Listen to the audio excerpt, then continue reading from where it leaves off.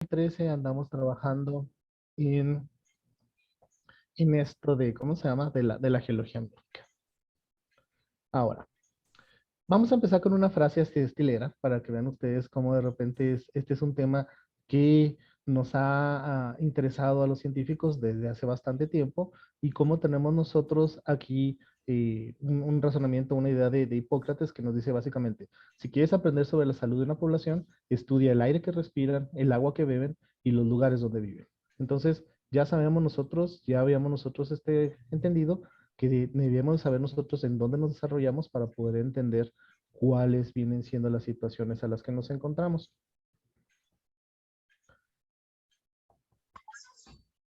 Está un poco lenta la computadora. Ay, disculparán. Bueno, entonces, geología médica. ¿Qué vamos a tener pues nosotros?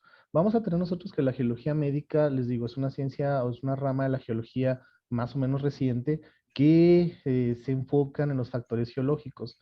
Vamos a ver nosotros cómo es que esos factores geológicos están afectando a la salud humana, animal, vegetal, dentro de los ecosistemas. Y entonces nosotros básicamente cuando nos especializamos o trabajamos en esto, nos enfocamos más bien con la causa.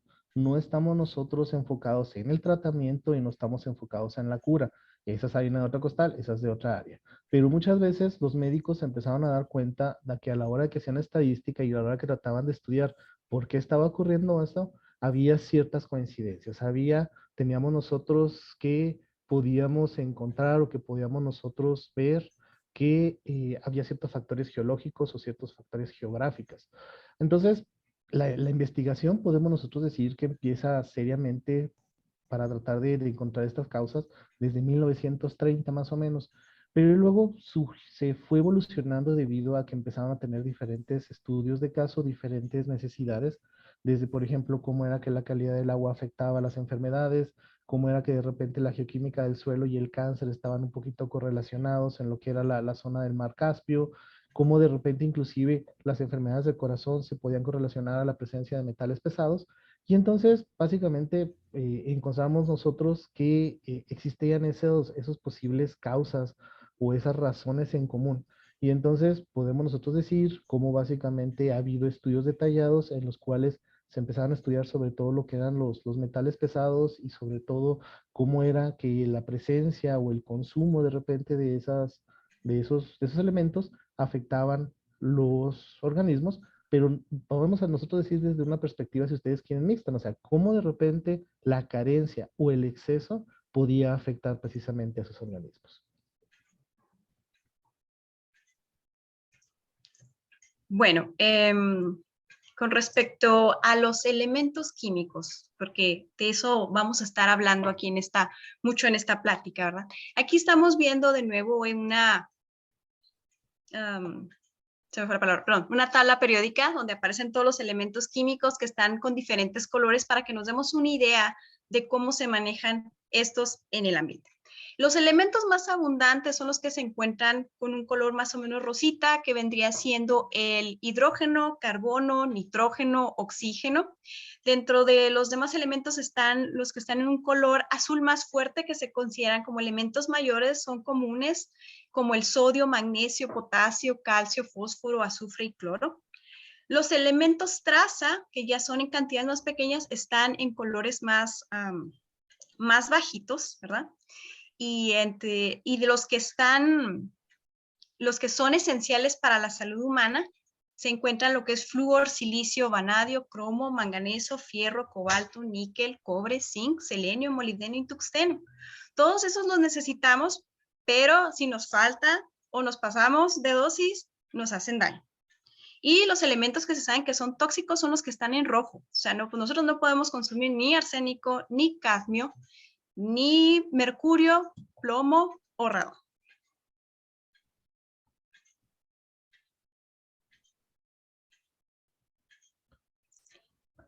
Los elementos, como les mencioné, están clasificados de acuerdo a su abundancia. Nosotros en la geología hablamos mucho de elementos mayores, que son los que están en concentraciones que exceden el 1%. Nosotros los llamamos así como los que están conformando los minerales formadores de roca. Los elementos menores son los que están en una concentración de 0.1 a un 1%, son importantes, pero no pintan tanto como los mayores. Y por último, los elementos traza, que a pesar de que están en concentraciones de menos del 0.1%, las concentraciones las tenemos que medir en partes por millón o partes por billón. La verdad es que estos son los elementos que nos dicen casi todo con respecto a los procesos geológicos que han actuado en algún lugar.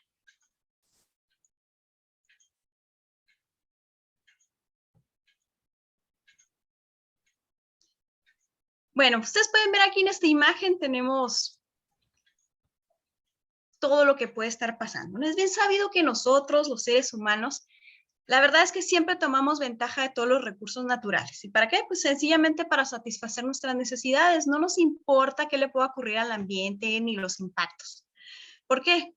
El chiste es que nosotros obtengamos lo que necesitamos sin importar la exposición a los niveles tóxicos que podamos quedar en elementos traza, tener deficiencia de elementos esenciales o estar expuestos a polvos minerales, inclusive la radioactividad, entre muchos otros. Muchas veces no sabemos, no estamos conscientes de que eso pueda pasar.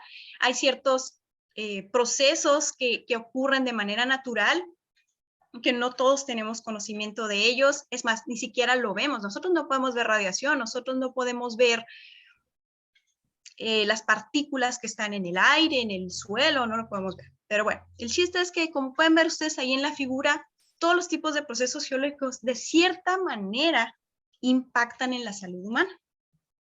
El avance de la ciencia, el avance de la tecnología nos ha permitido que se abran nuevas líneas de investigación, pero hoy en día ya todo requiere de trabajo multidisciplinario. Entonces, la participación de profesionistas de diferentes áreas ya se ha vuelto algo necesario. Y un ejemplo de eso es la geología médica, de lo que les estamos hablando el día de hoy. Pero entonces nosotros nos tenemos que especializar o tenemos nosotros que estudiar también cómo es entonces que esos elementos, cómo es entonces que esos compuestos que tenemos nosotros de forma natural o forma antropogénica van a ser o nos van a afectar lo que viene siendo nuestra salud o salud de cualquiera de los integrantes de un ecosistema. Entonces, en el caso de nosotros de los humanos, vamos a tener que generalmente las rutas más rápidas, inclusive las más efectivas, con las cuales nos van a afectar, va a ser a través de la inhalación, a través de la ingesta, o sea, cuando ustedes consumen un alimento, cuando ustedes toman el agua, o a través de la absorción. ¿Qué efectos puede llegar a tener esos elementos o esos compuestos en lo que viene siendo nuestra salud? Pues bueno, podemos tener mutaciones, podemos de repente provocar inclusive enfermedades en la piel, podemos tener nosotros enfermedades renales, enfermedades de repente hígado, riñones, e inclusive cuando eso llega a ser un poquito ya mucho más fuerte, podemos tener cáncer. Y les digo, provocar no solamente problemas en el organismo presente, por así decirlo, sino poder provocar inclusive mutaciones, y esas que mutaciones puedan ser, por así decirlas, transmitidas o que puedan ser pasadas de generación en generación.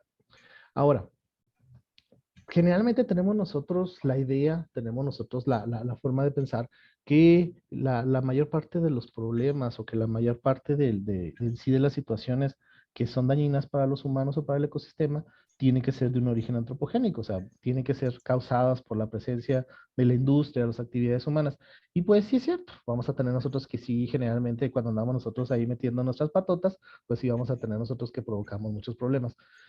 ¿Qué nos puede pasar o qué influencias o qué actividades podemos tener nosotros que produzcan elementos que nos puedan dañar?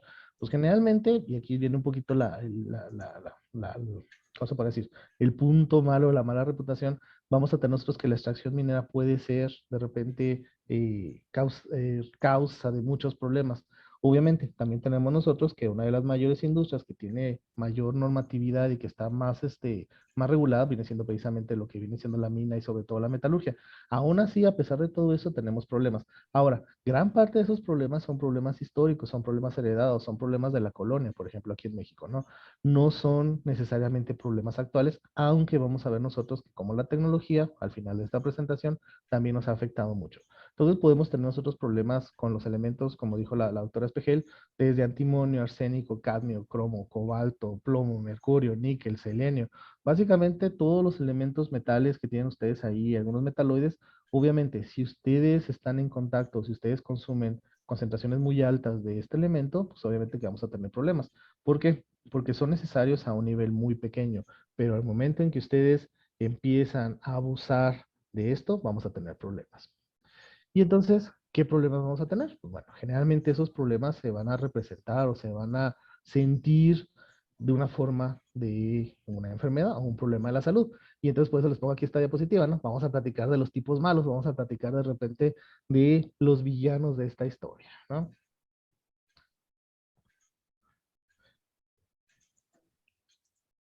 Que bueno, antes de hablarles de esos villanos, pues tenemos que ver cuál es la causa de las enfermedades, ¿verdad? Ahí, sí es esa. Sí.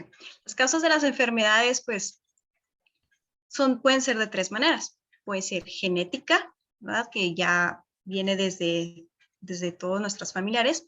Puede ser por comportamiento. Nosotros podemos adquirir una enfermedad debido a los hábitos que nosotros tenemos. O puede ser ambiental, que básicamente es la que nos vamos a enfocar nosotros en esta plática, ¿verdad? Porque ya genética, por comportamiento, pues eso ya es particular de cada persona. Pero en el ambiente, lo que haya en el ambiente puede afectar a una población entera, independientemente de cuál es la genética de cada quien.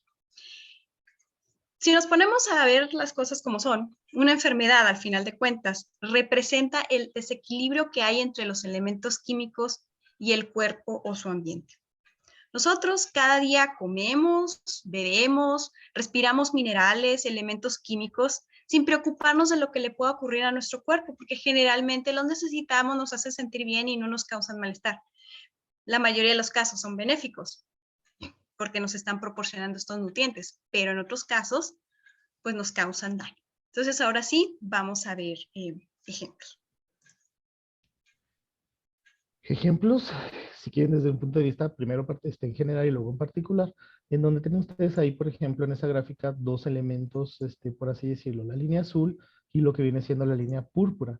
Cuando hablamos nosotros de la ingesta o de repente del consumo, la relación que tenemos con ciertos elementos, vamos a tener un comportamiento parecido. No sé, si de repente nosotros tenemos un elemento que es esencial, cuando nosotros carecemos de ese elemento, vamos a empezar a tener problemas, vamos a tener una deficiencia y eso puede provocar una enfermedad. Cuando tenemos nosotros que llegamos a la concentración ideal, a la concentración que nosotros necesitamos tener para que eso de repente se vuelva un nutriente, vamos a tener que vamos a estar en equilibrio, vamos a estar perfectos, vamos a estar contentos, con buena salud, excelente.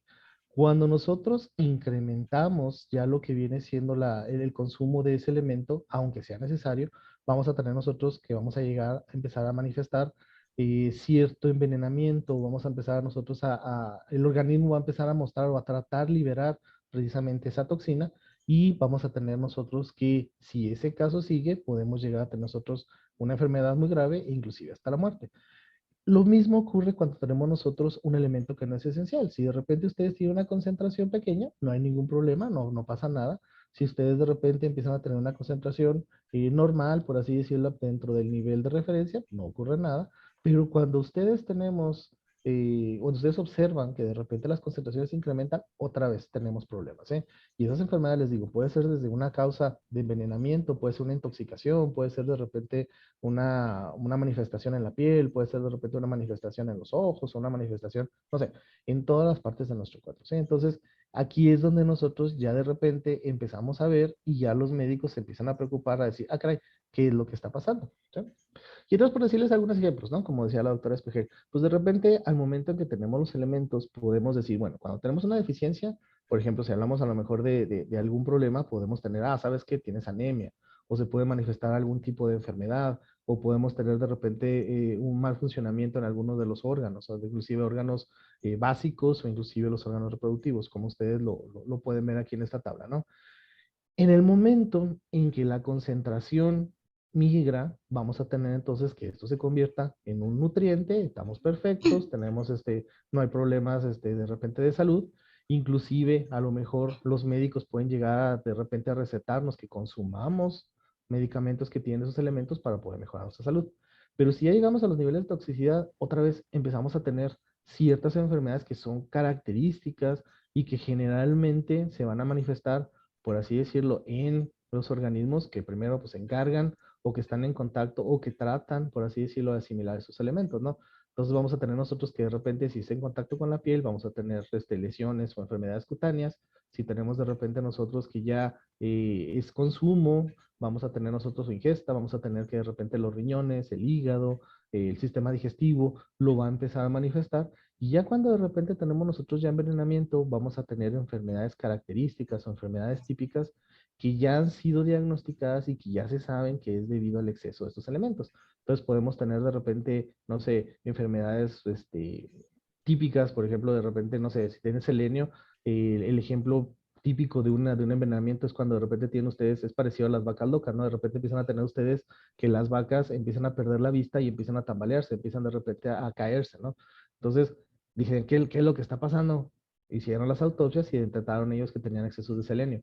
Podemos tener problemas, por así decirlo, no sé, en el caso del cobre, es típico, no lo pusimos aquí en las imágenes, pero de repente en los ojos, en la córnea, en el iris, se alcanza a ver así como que de repente un halo amarillo típico de repente de la enfermedad de Wilson, ¿sí? Entonces vamos a tener nosotros enfermedades que ya son características y que ya están determinadas que son por exceso de consumo o de ingesta de estos elementos.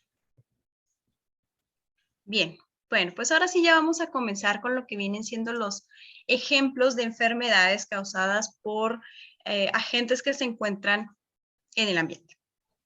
Bueno, el primero que les presentamos aquí es la fiebre del valle, conocida como Valley Fever.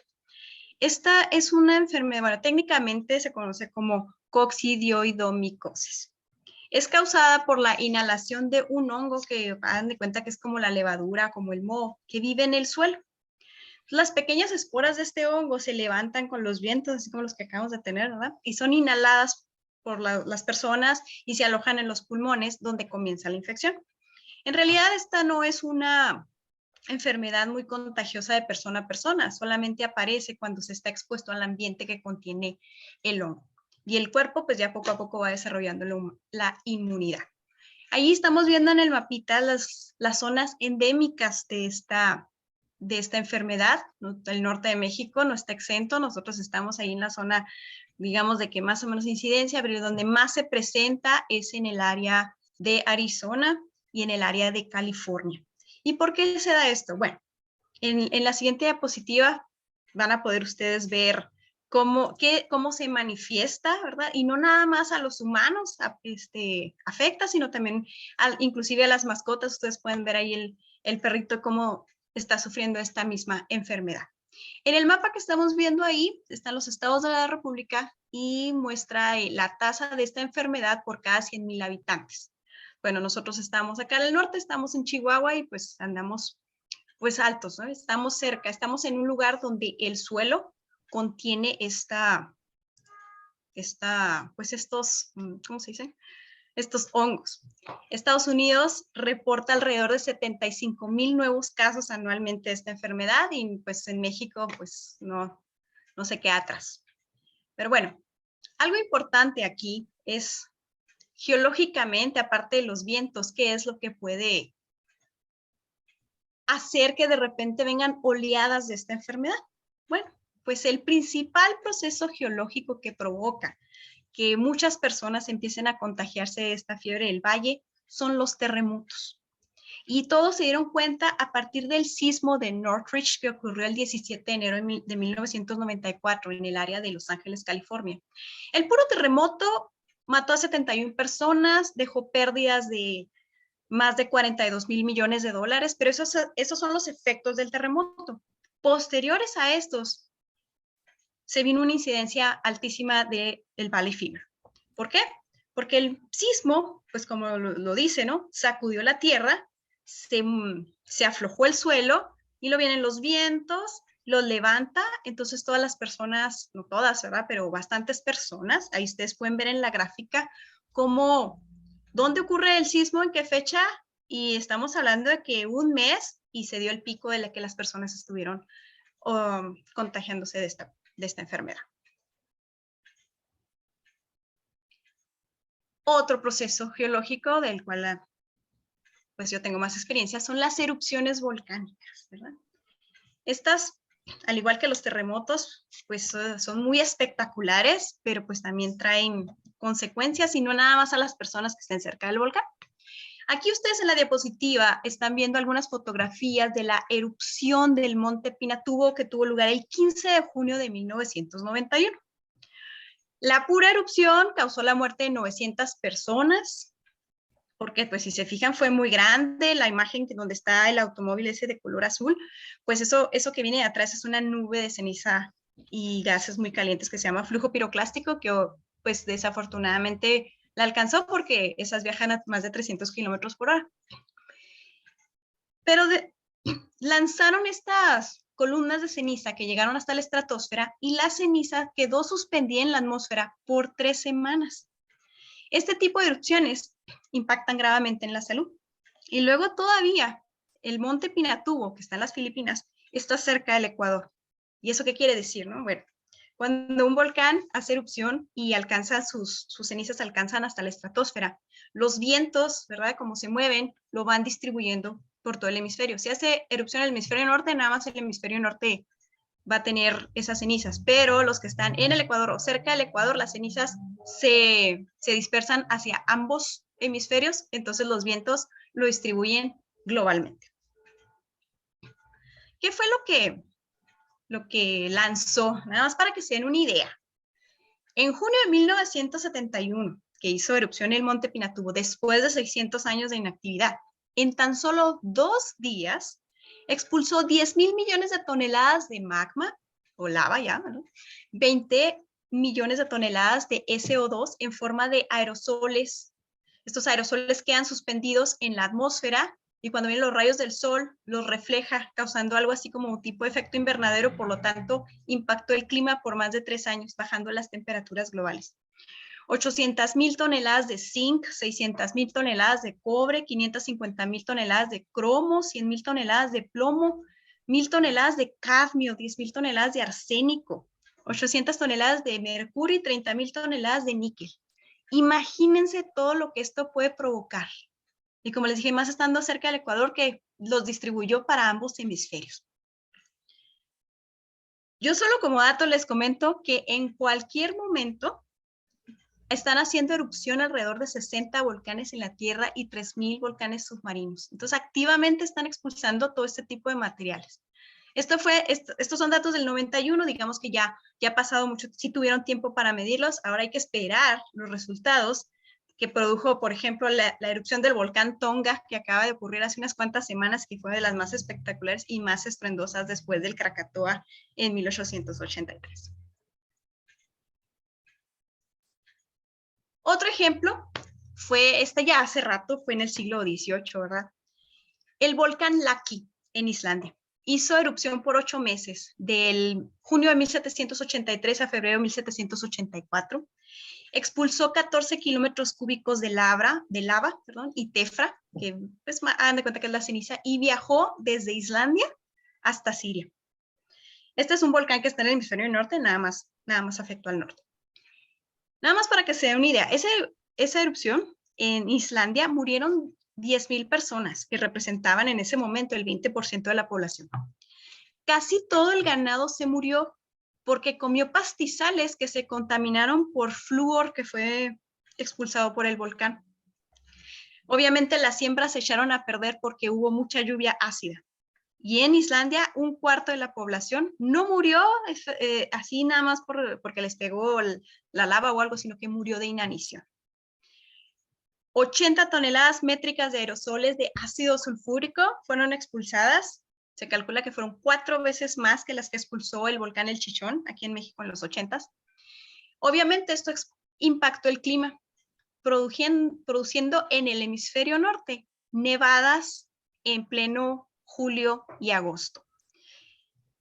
Mucha gente más en Europa murió de inanición también porque no había cosecha. Esta erupción nos muestra cómo los volcanes de baja energía pueden tener grandes volúmenes y larga duración, y aparte de impactar en el clima global, pues también va a afectar mucho a la salud. Aquí pueden ver ustedes en esta grafiquita, ¿no? La comparación, ¿no?, de la concentración de SO2 que alcanzó los 3,000 microgramos por metro cúbico. Pero resulta que cuando las concentraciones son por arriba de 80 microgramos por metro cúbico de SO2, la gente va a sufrir de bronquitis agravada y empeora el asma. Entonces, esta fue una de las causas de muerte más altas en Inglaterra en el verano de 1783. Bueno, entonces ahora vamos a empezar a ver, ahora sí que a los presuntos culpables o vamos a ver a los sospechosos que de repente provocan enfermedades o que provocan afectaciones a la salud pública y a los ecosistemas, ¿no? Entonces vamos a empezar así con los asbestos. Si ustedes se fijan, ven ustedes ahí de repente el mineral y generalmente los geólogos pues tenemos una fijación por los minerales y lo queremos tener así en nuestras colecciones, ¿no? Se ve muy bonito, se ve así de repente, no sé, llama mucho la atención así que tenga de repente las agujitas, que se ve así como si estuviera de repente con plumitas o con pelitos de repente, ¿no? Pero santos problemas que de repente esos pelitos, esas agujitas, si de repente son inhaladas, pues va a causar mucho problema, ¿no? En sí, el término asbestos es un término general y vamos a tener nosotros que van a estar compuestos por varios minerales y vamos a tener nosotros que generalmente esas agujas o esos elementos, esos minerales se van a encontrar generalmente en lo que viene siendo el suelo, pero muchas veces también en materiales o en recubrimientos hechos por el hombre. Cuando nosotros hablamos de los minerales principales, porque son muchísimos más, estamos hablando de lo que viene siendo el crisotilo y lo que viene siendo la actinolita. Ahora, si nosotros nos ponemos a estudiar o nos ponemos a ver qué propiedades o qué beneficios tienen este grupo de minerales, vamos a tener nosotros que tienen una gran resistencia al calor, son generalmente, aguantan mucho lo que viene siendo el desgaste del medio ambiente, aguantan mucho lo que viene siendo el ataque de los álcalis y típicamente lo utilizan para hacer un aislante. Entonces, capaz de que a ustedes les tocó a lo mejor en el laboratorio de química que típicamente cuando nosotros íbamos a poner un vaso de precipitado y lo vamos a poner en el mechero, agarrábamos nosotros nuestra laminita o ponemos nosotros nuestro soporte de asbesto y de esa forma se calentaba, pero no se calentaba de una forma exagerada. Entonces, es un muy buen aislante térmico. Tan buen aislante térmico es que se empezó a utilizar sobre todo en lo que eran los techos, en lo que eran los impermeabilizantes, e inclusive de repente lo ponían como una especie de impermeabilizante, por así decirlo, mezclado con otro tipo de elementos. Y entonces el problema es que de repente pasó el tiempo y se empezaron a dar cuenta que las personas que instalaban este tipo de aislantes o las personas que trabajaban mucho con los asbestos empezaron a desarrollar cierto tipo de enfermedades que generalmente suelen ser un poquito crueles porque esas fibras tienden a alojarse en lo que vienen siendo los pulmones y provocan dolores y inclusive pueden llegar a provocar diferentes tipos de cáncer. Entonces, si ustedes ven de repente aquí lo que vienen siendo las radiografías de una persona con pulmones sanos, una persona que no ha estado en contacto con los asbestos, en contra o comparándolo con una persona que tiene asbestosis, si ustedes se fijan, vamos a ver nosotros que el comportamiento normal de esa masa oscura, eh, uniforme, pudiéramos nosotros de repente decir, fíjense cómo ya en la base de la persona que está a la derecha empezamos a tener ya nosotros como una especie como de mito, como una especie así de estructura en forma de panal, y eso viene siendo básicamente toda la bola de fibras de asbestos que están depositados en esos pulmones. Otro mineral que tiene la misma apariencia que los asbestos, pues es la erionita. Bueno, existe un grupo de minerales que se conoce como las zeolitas. Las zeolitas son minerales muy comunes que tienen usos muy comerciales, entre ellos se utilizan como arenas para las evacuaciones de los animales domésticos, se utilizan en los acondicionadores de suelos, alimentos para animales, inclusive hasta como filtros, ¿no? Para tratamiento de aguas y absorbentes de gases. Pero, o sea, dentro de ese grupo existen muchas especies y hay una en particular que se tiene que evitar, que es la erionita. Ustedes pueden ver ahí en la imagen, la erionita tiene la misma apariencia de los asbestos, tiene forma de fibras, pero estas fibras se consideran 400 veces más peligrosas para la salud que la de los asbestos. Se ha comprobado que debido a esta estructura fibrosa, inhalarlas, es que dan de cuenta que se empiezan a soltar, son muy frágiles, se sueltan, andan volando en el ambiente, entonces nosotros las podemos inhalar y no las vemos, son muy pequeñas. Y se ha demostrado que estas fibras son minerales carcinógenos en los humanos, provocan cáncer. Y se ha comprobado cuando encontraron una alta incidencia de esta enfermedad en la población de las regiones de Turquía, porque en ese lugar había mucha erionita en las rocas que estaban aflorando. Entonces la población que estaba cerca las empezó a inhalar sin saberlo y empezaron a tener altos índices de cáncer, ¿no? México, pues en México no fue la excepción, desafortunadamente. Existe un área que se llama Tierra Blanca de Abajo, en San Miguel de Allende, en Guanajuato, donde desde el año 2010 reportaron y a partir del 2012 empezaron a hacer estudios porque detectaron incremento de casos de cáncer que fue por exposición a la erionita.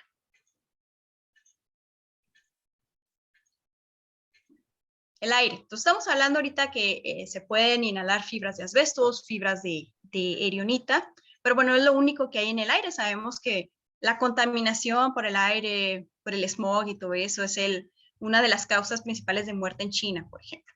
Pero, bueno, esa es otra cosa. Cosas naturales. Por ejemplo, aquí, Calcuta, en la India, y creo que no son los únicos lugares. Ahí utilizan hornos de arcilla, pero lo que utilizan como combustible es estiércol de vaca seco y cocinan con ello. Miren, ahí están las fotografías de las mujeres haciendo eso. Entonces, cocinan con ello. Entonces, imagínense, las viviendas no tienen la ventilación adecuada. Entonces, esto resulta en una concentración de gases que a la larga causa serios problemas de salud. En China, por ejemplo, acostumbran a prender fogatas dentro de los hogares. Ahí pueden ver también en la imagen. La exposición a, ¿cómo podemos decir? A la mala combustión de hidrocarburos aromáticos policíclicos causan cáncer de pulmón. 3.5 mil millones de personas alrededor del mundo están expuestas a este tipo de contaminación en sus propios hogares. Y pues ahora pasamos a lo que viene siendo la contaminación en el agua. Ya vimos el aire, ahora el agua. Cuando el agua contiene grandes concentraciones de ciertos elementos que se consideran tóxicos, obviamente van a generar enfermedades en casi toda la población que lo consuma. Ahí miren, lo que están viendo ustedes ahí en esas imágenes son ejemplos de hiperkeratosis que se produce por contaminación de ciertos elementos en el agua que a continuación les vamos a hablar. Específicamente se trataría de repente la queratosis con lo que viene siendo elevado consumo de arsénico, y en el caso de los niños que ven ustedes ahí, tendría que ver con lo que viene siendo exceso de consumo de fluoruros que provoca fluorosis esqueletal, ¿sí? Y entonces, se fijan ustedes, tenemos de repente así como que dos tipos malos que generalmente, al menos aquí en el norte del país, estamos encontrando y que se ha vuelto así como que el objetivo de exploración en lo que viene siendo la geoquímica ambiental, el arsénico y el flúor, ¿sí? Y entonces van a decir ustedes, bueno, ¿por qué de repente tenemos nosotros, si se fijan ustedes en el mapita de la doctora Alarcón, que ahorita está trabajando en Durango, cómo de repente en Durango, en Coahuila y en Chihuahua y en Sonora tenemos nosotros en diferentes condiciones geológicas, pero aparentemente con un origen similar, concentraciones muy marcadas, muy elevadas de tanto de arsénico y flúor en el agua, sobre todo en el agua subterránea? Aparte tenemos algunos casos de uranio y demás, ¿sí? Entonces generalmente estos elementos van de la mano. Bueno, hablemos del flúor. ¿Sí? El flúor es un elemento que lo podemos encontrar ya sea en el agua, en los mariscos, en los tés, pero principalmente en minerales como la fluorita o como la fluorapatita. Es necesario para que mantengamos fuertes nuestros dientes y nuestros huesos, pero cantidades excesivas, bueno, falta de flúor puede causar osteoporosis y cantidades excesivas resultan, como lo mencionan ahorita, en dientes manchados, que es fluorosis dental, o en deformaciones, que serían la fluorosis esqueletal. Y aquí está un ejemplo, ¿no? O sea, de repente es muy común aquí en Chihuahua, disculparán, se movió un poquito el texto a la hora de que ya lo estamos presentando. Y es muy común aquí en Chihuahua que en la mayor parte de los pueblos o de los ranchitos la persona tengan de repente los dientes manchados de amarillo, y no es debido a la presencia de sarro, sino es debido a la presencia del flúor. Ya cuando eso ya empieza a cambiar y empezamos a ver que ya la tonalidad de esos dientes ya se empiezan a poner oscuro, o que empezamos a tener ya deformaciones esqueléticas, sobre todo en los niños, porque se supone que el consumo de flúor con niveles altos se manifiesta cuando tienen menos de 10 años o típicamente cuando ya las personas son muy adultas. Entonces empezamos a ver nosotros deformaciones esqueléticas muy marcadas en algunas de las comunidades, ¿eh? Aquí en específico de Chihuahua, disculparán que nos enfocamos, pero bueno, estamos aquí de la UASH. Tenemos nosotros varios trabajos, varias publicaciones en las que se han tratado de identificar y sobre todo caracterizar por qué tenían las personas esos problemas de salud, ¿sí? Entonces hay publicaciones del 2005, publicaciones del 2010, publicaciones del 2020 en diferentes áreas, sobre todo lo que viene siendo en la parte norte, en Ciudad Juárez, en Villahumada, en Samalayuca, también lo que viene siendo Julimes, Delicias, Mioqui y Camargo. Entonces, en esa zona se han encontrado que los niveles del agua están bastante por encima de la norma, por así decirlo, tenemos que ser 1.5 y tenemos nosotros entre 4.8 y 5.9 miligramos por litro. Cuando hablamos del arsénico, que lo vamos a ver un poquito después, el nivel debe ser 0.025 y tenemos nosotros 0.13 o 0.075. En algunas partes podemos llegar a tener nosotros concentraciones mucho más avanzadas, mucho más grandes de eso. El arsénico, pues, como les mencioné anteriormente, es un elemento tóxico, pero se encuentra en el agua, en los pescados, mariscos, diferentes tipos de carne y en minerales. Hay muchos, unos de los ejemplos como que vemos ahí, arsenopirita, oropimienta. Beneficios, ninguno. Como les dije, es tóxico, causa envenenamiento. Se considera un agente carcinogénico que ocasiona muchos efectos negativos a corto y a largo plazo, ya sean desde lesiones cutáneas hasta el cáncer. Y aquí está de repente, ¿no? O sea, vean ustedes qué tan marcado se puede ver o qué tan de repente inclusive impresionante pueden ser las lesiones que se pueden tener en la piel.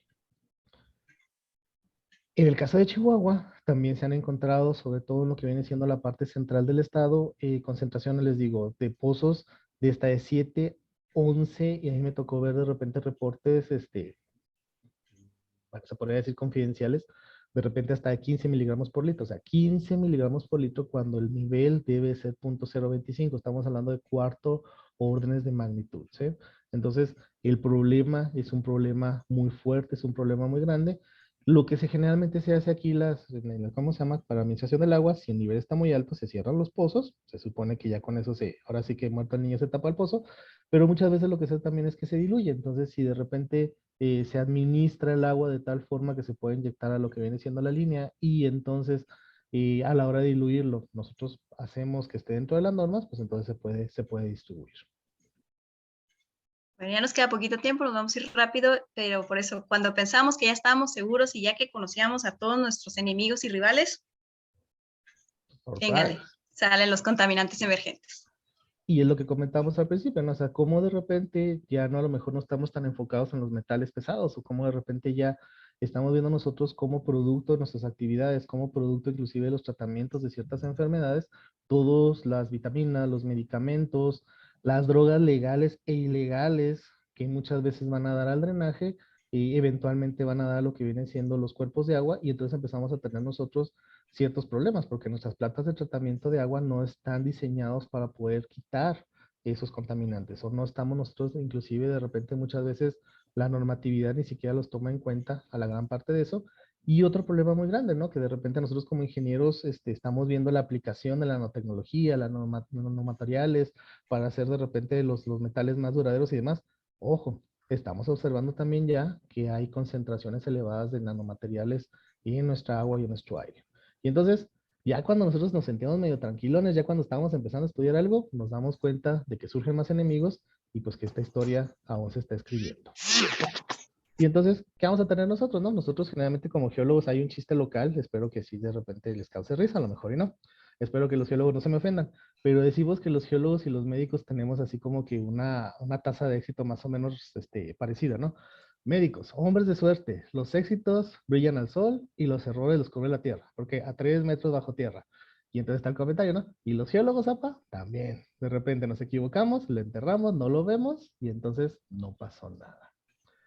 Por último, quisiera invitarlos a todos ustedes, si a ustedes les interesa conocer un poquito más de este tema, si a ustedes a lo mejor les llamó la atención, les invito por favor a que entren a la página web de la Asociación Internacional de Geología Médica, el INGA famoso, y ahí van a encontrar ustedes una gran cantidad de textos en español, en inglés, artículos, noticias.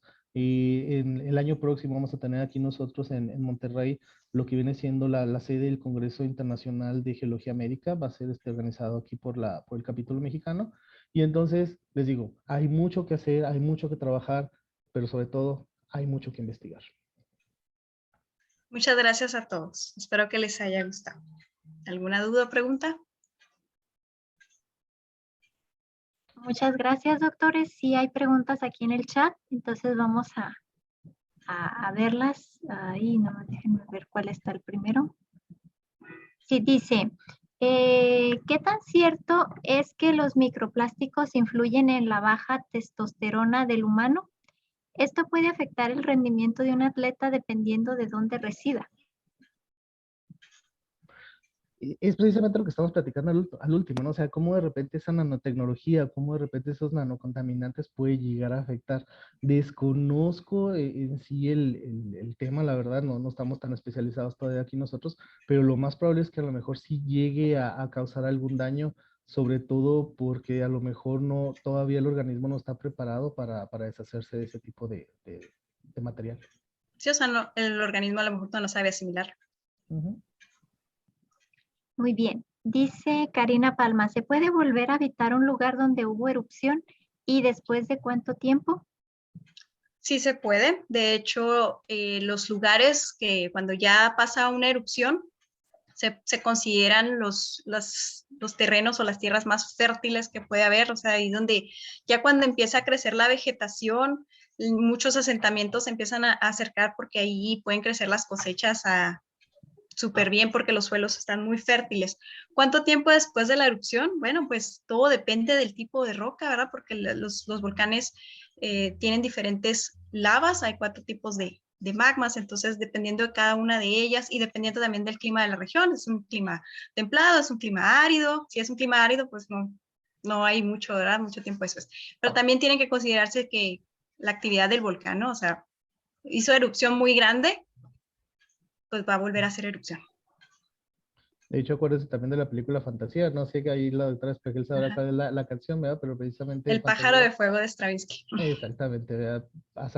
Walt Disney hizo una reconstrucción de lo que pasó después de Santa Elena. Sí, que se vuelve a recuperar. Muy bien, dice Minerva, el asbesto se utilizó mucho en la construcción en los 70 y cuando se dieron cuenta de que era cancerígeno quisieron derruir los edificios. Hubo diferencia en lo que debía hacerse, unos estaban a favor de la destrucción y otros que era más peligroso que dejarlo y continuar viviendo en estos lugares porque el asbesto ya estaba atrapado. ¿Cuál es su postura? La tendencia actual es de que se debe de buscar remover, inclusive de hecho, generalmente cuando se va a hacer una renovación de casa o cuando de repente van a tratar de cambiar o se detecta, se supone que se debe notificar. Obviamente aquí en México a lo mejor no se hace tanto, pero en Estados Unidos ve uno los programas en los cuales inmediatamente se reporta que tienen problemas o presencia de asbesto e inmediatamente llegan las brigadas así con sus trajes casi como si fueran astronautas a remover ese material. Ahora, la realidad es de que, pues bueno, diferencias entre países desarrollados y no desarrollados, ¿no? Aquí capaz de que la persona ni sabe y pues si no sabe uno, pues, no se preocupa uno, ¿no?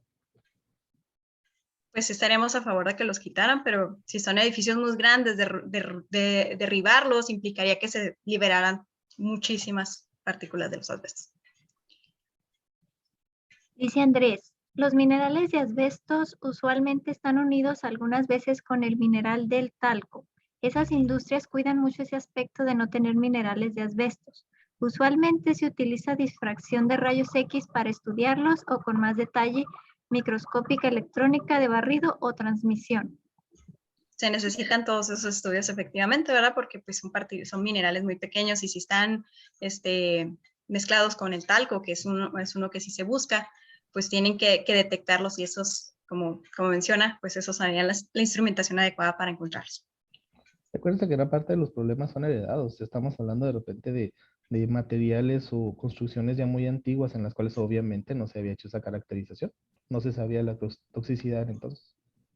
como la pintura de plomo, por así decirlo. Muy bien. ¿Cuándo ocurrió el derrame de Cananea en el río Sonora? ¿Cómo se vieron afectados los municipios que se abastecían de ese río por los desechos de la mina?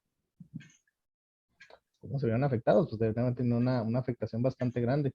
Y sí, volvemos a lo mismo, pasa lo de siempre, ¿no? Cuando pasan eso, nos encontramos, sabemos, sale la noticia, pero nunca se estudia o nunca se llega a los medios de comunicación cuáles son los esfuerzos para la remediación o qué tanto afectó a las personas. Ahora, también hay que pensar que no, muchas veces la toxicidad no es inmediata, o sea, muchas veces vamos a tener nosotros que necesita bioacumularse para que se empiecen a dar los primeros síntomas. Obviamente, concentraciones muy altas, pues sí van a causar una intoxicación inmediata, pero si a lo mejor ese material fue a lo mejor incorporado por el suelo, retenido, puede ser que a lo mejor nada más con una remoción se pudiera arreglar. La realidad, no estamos tan cerca de eso, ¿no? Aunque estamos en el norte y entonces es como más bien jale para la Autónoma de Sonora.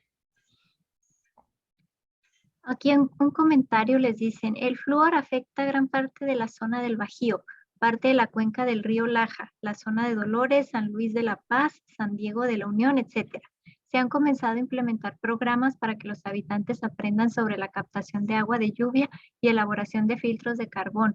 De esta manera, comenzar a minorar poco a poco los estragos ocasionados por este mineral en futuras generaciones. Así es, ahí es muy importante lo que viene siendo la educación del agua, pero también por experiencia aquí lo que ha pasado en algunas poblaciones cercanas a Delicias, inclusive se pusieron plantas de ósmosis inversa para que la gente fuera y rellenara sus garrafones y consumiera esa agua en lugar de los pozos. ¿Qué pasó con la gente? Decían, no, a mí no me pasa nada, ¿cuál es el problema? Nomás se me van a poner amarillos los dientes. Toda mi vida he consumido esta agua y no me he muerto.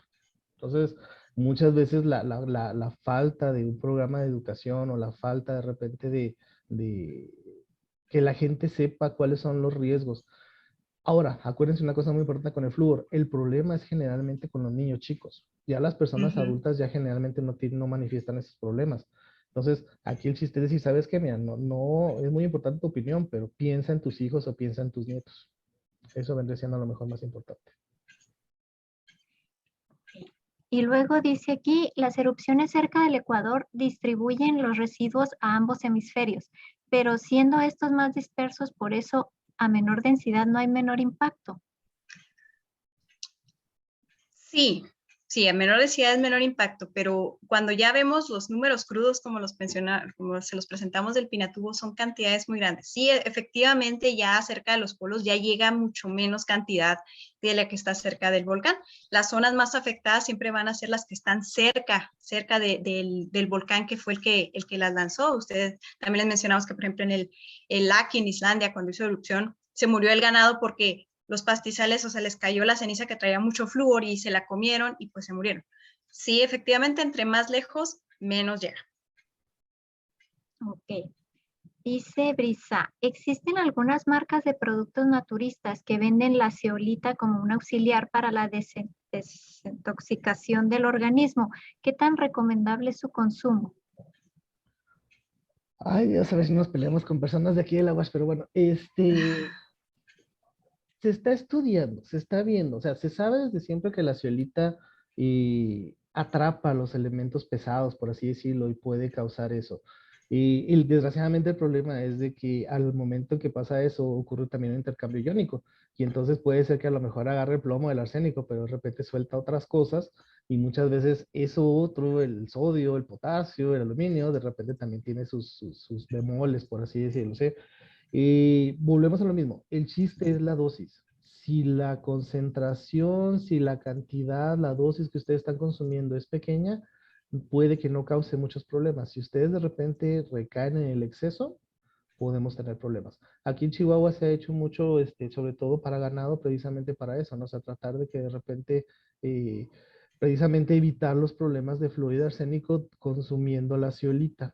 Pero la realidad es de que a pesar de que se prometen muchas cosas, aún se está trabajando, sobre todo, les digo, algunos investigadores aquí de Chihuahua y sobre todo investigadores de Zacatecas y de Guanajuato, precisamente, están trabajando todavía en eso. Bueno, solo cabe mencionar que del grupo de las zeolitas hay 40 especies, ¿verdad? Y nada más una, la erionita, es la que causa cáncer, entonces tampoco es así como para generalizar. Dice Mariana, ¿cómo afecta el asbesto al medio ambiente? No, ¿No hay afectación? No hay efectos, nada más a los organismos. Muy bien. Y luego comentarios bonitos. Aquí dice, ¿existen plantas que ayudan a limpiar ciertos metales? Por ejemplo, el lirio acuático ayuda a eliminar el mercurio del agua. ¿Existen investigaciones de alguna otra especie que ayude a combatir algunos minerales de los que se mencionaron? Se ha hecho mucha investigación, sobre todo tratando de encontrar especies así precisamente del desierto que traten de incorporar eso. Ahora la bronca es, no es nada más que desaparezca, sino también muchas veces ver en dónde se concentra, porque a veces se concentran en las raíces, a veces se concentran en los tallos, muchas veces se concentran en las hojas. Entonces hay que también tener cuidado porque a lo mejor de repente se concentran en las hojas o en los tallos, llega el ganado y también se lo come y entonces el consumo es directo. Aquí yo, bueno, no he trabajado yo mucho en eso, pero a mí siempre me ha llamado un poquito la atención decir, bueno, ok, tenemos las plantas y las plantas quitan el elemento, perfecto. ¿Y luego qué vamos a hacer con las plantas? ¿Cómo nos vamos a deshacer de ellas? Entonces, lo que yo he visto, lo que alguna vez me dijeron a mí, desconozco si todavía se sigue aplicando, es, las incineramos.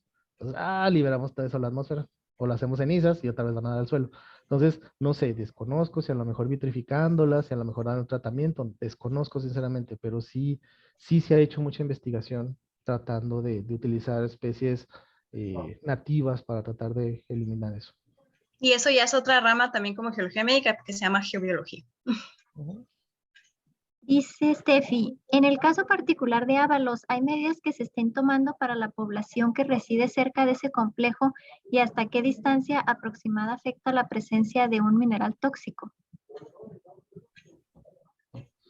Pues ahí la otra doctora Espejel pudiera hablar de Ábalos, pero bueno, este, hay estudios, se están haciendo estudios. Ahora, el chiste es, hay que saber cómo es que esos elementos están presentes.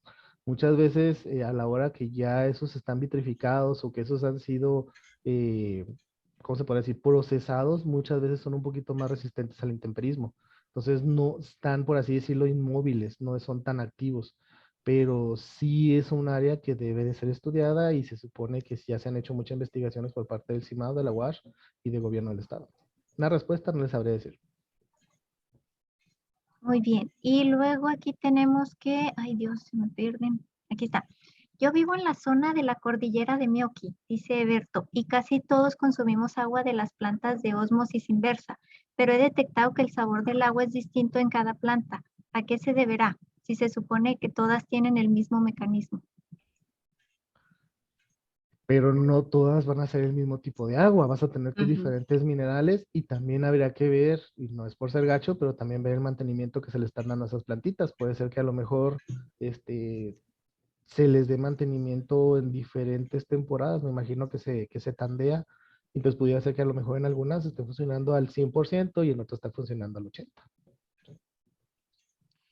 Última pregunta ya para cerrar. El arsénico y el flúor se encuentran de manera natural en Chihuahua.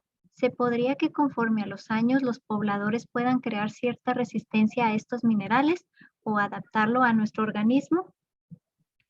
Sí, sí, pero también, es que por ejemplo, aquí hay ciertas cosas, ¿no? Nosotros estamos aquí en un ambiente, todo lo que viene siendo el norte, tenemos otras elevadas concentraciones, les digo, de arsénico, tenemos elevadas concentraciones de fluoruros, tenemos elevadas concentraciones inclusive de uranio en el agua.